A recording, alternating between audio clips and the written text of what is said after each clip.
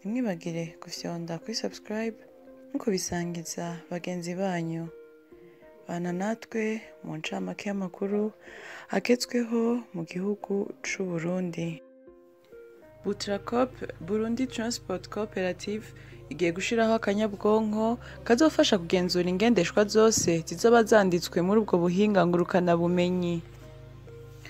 Kakazoba kitwa Butracop Safe Transport, aho ari ubuhinga buzanywe n'iyo koperative.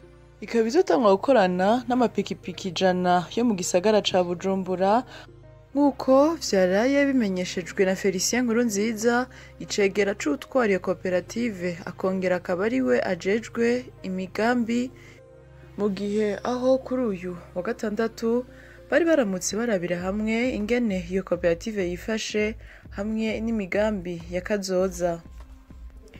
Ako kanyabwonko kazotangura gukora mu mezi 3. Ni mu gihe hakunze kwibonekeza abunguruza abantu ku mapikipiki bakora amakosa atandukanye, nko mu kurenza ibiciro basezeranye n'abunguruzwa, kwiba ivyuma vyabo, kurengana akarere barekuriwe n'amategeko n'ibindi. Kuri wa gatandatu igenekerezo ya 17 mu Kakaro umwaka wa 2021, icegera ca mbere c'umukuru w'inama nshingamateka Dr Sabine Ntakarutimana yagendeye ishure ry'ubuvuzi Institut Supérieur Paramédical de Gitega. Akaba yashikirije ko amashure yigisha abaforoma bafise impamyabushobozi A2 asa n'ayariko ararengwako, kubera ko uravye mu karere ka Afrika y'ubuseruko no mu bindi bihugu ubu hose bashaka ko igisata c'amagara y'abantu cokorwamwo n'abantu bafise impamyabushobozi zisununuye kugira bavure bafise ubumenyi bukwiye. Rero iryo shure muri kazoza ritegekanya kugurura ivyigwa vya maîtrise mu gisata cigisha ibijanye no kwakira abakenyezi. Ku nshuro ya mbere, umuririmbyi w'indirimbo zo guhimbaza Imana ava mu gihugu c'u Rwanda, Israel Mbonyi, azoba ari mu Burundi mu biteramo vyo ku magenekerezo ya 13, 14 na 15 Myandagaro uyu mwaka turimwo. Ivyo biteramo azoba ari mw'isabukuru ry'ubuhinga bwa none, ariyo Foire du Numérique et de l'Innovation, vyateguwe na Akeza Creations. Bamwe mu bacisha imodoka kw'ibarabara rya Nyanzarake Bujumbura hafi y'umwihawa-mvugo bahaca bafise amakenga. Ni mu gihe imodoka zibiri zitakihahurira, ngo kandi uko iminsi ihera niko haguma haga. Ni mu gihe imifunda ya Tanganyika uko iseka inkombe z'ibarabara, ariko naryo barabara rigenda ribomoka. Dutandukire amakuru y'inkino. Umuhagarikizi w'umurundi Pacifique Ndabihawe n'Imana niwe yaraye yahagarikiye urukino rwa nyuma CAF Champions League hagati ya Al Ahly na Kaizer Chiefs. Academy Aigle Noir igiye kwinjiza urundi rwaruka mu gihe bari bamaze kuramura imiyaga 18 muri uno mwaka, ikaja mu mugwi Tigre FC wo mu Ruyigi.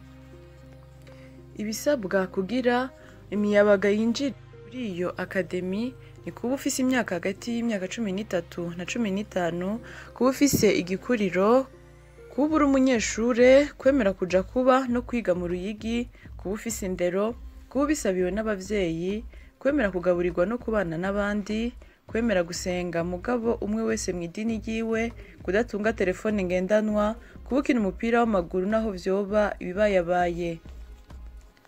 Ni mu gihe hatunganijwe irobanurwa vuba ku matariki ataramenyeshwa izobera i Bujumbura, Gitega, Ngozi na Makamba.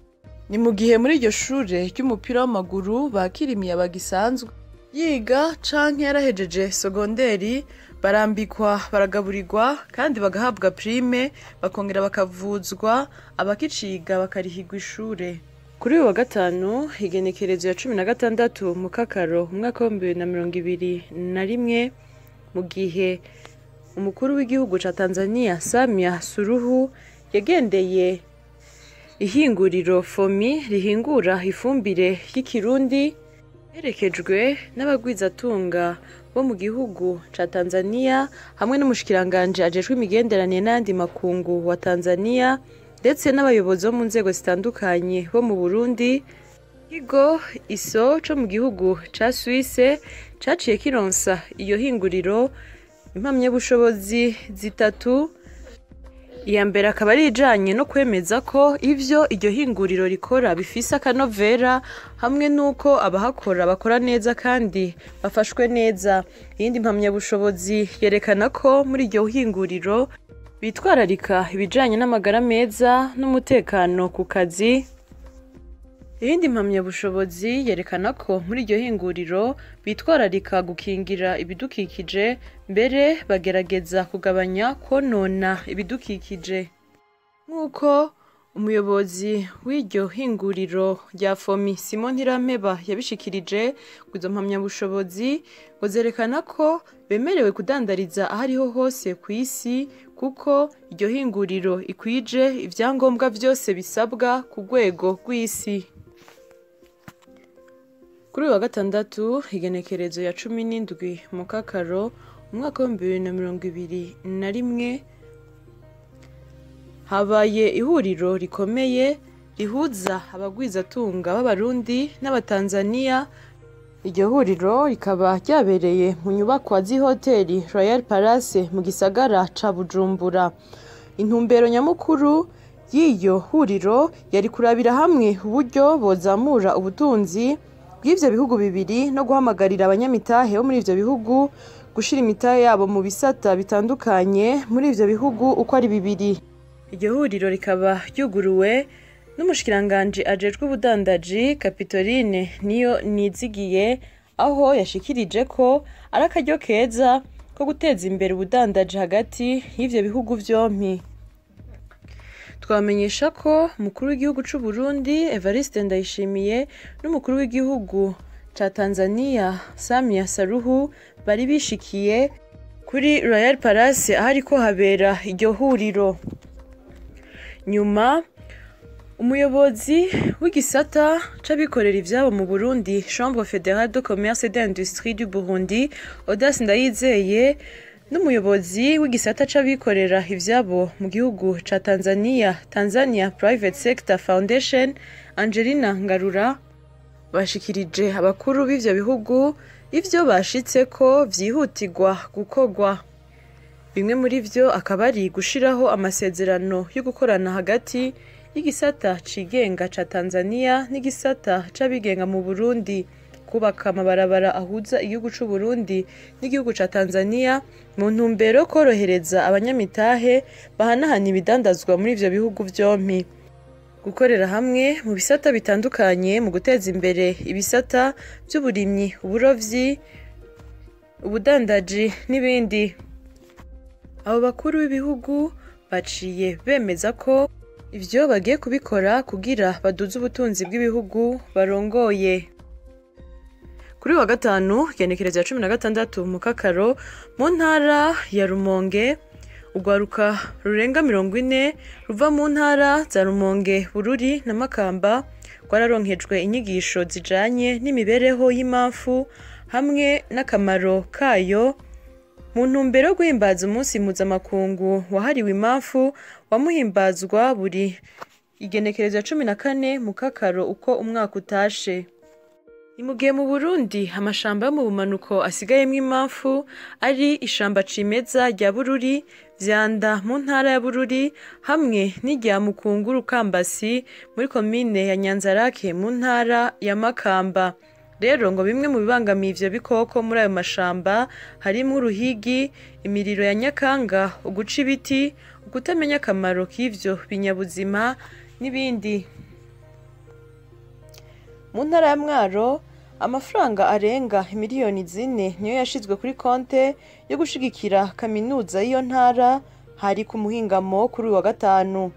Ayo mafaranga hakaba yegeranijwe mu bakozi bo mu gisata c'indero bo muri iyo ntara. Urongoye igisata c'indero akaba yashikirije ko ari ukugira batanga umuganda mu gikorwa co kuyinagura, kandi ngo n'abataronse ngo bazotanga ku ncuro igira kabiri. Kuri uyu wa gatanu ishirahamwe Midwives in Action Association vya Ruheke riwikiyemwo abakurikiranye igisata co kwakira abakenyezi bibaruka aribo sage femme yatunganije igikorwa co kwegeranya amaraso cabereye kuri kaminuza y'ubuganga y'Igitega. Muri ico gikorwa begeranije udusaho tw'amaraso tugera kuri 96. Augustin Harushimana arongoye iryo shirahamwe akaba yahamagariye abantu babishoboye gutanga amaraso kugira barokore ubuzima bwa benshi. Haraheze indwi mu gisagara ca Kirundo havugwa ubukene bw'igitoro co mu bwoko bw'amazutu ku masitasiyo yose. Abagendesha imiduga inywesha ico gitoro yaba abakorera leta canke abigenga ngo imirimo yabo isa nk'iyahagaze. Bagasaba leta ko yobafasha kugira ngo amazutu haboneke. Tutandukire amakuru y'inkino. Umugwi nserukiragihugu w'intamba mu rugamba w'abatarenze imyaka 23 aho bitabiriye Sekafa mu gihugu ca Ethiopia. Kuri uyu munsi yari umunsi ugira gatatu w'imyimenyerezo kandi abakinyi bose bakaba bariko bitwara neza.